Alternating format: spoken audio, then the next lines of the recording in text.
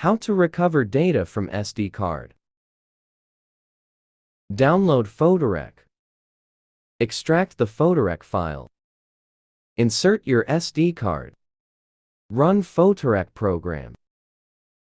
Select your SD card. Select the partition.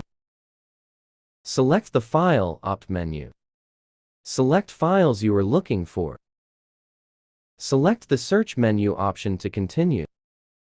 If you are recovering files from an SD card, select Other.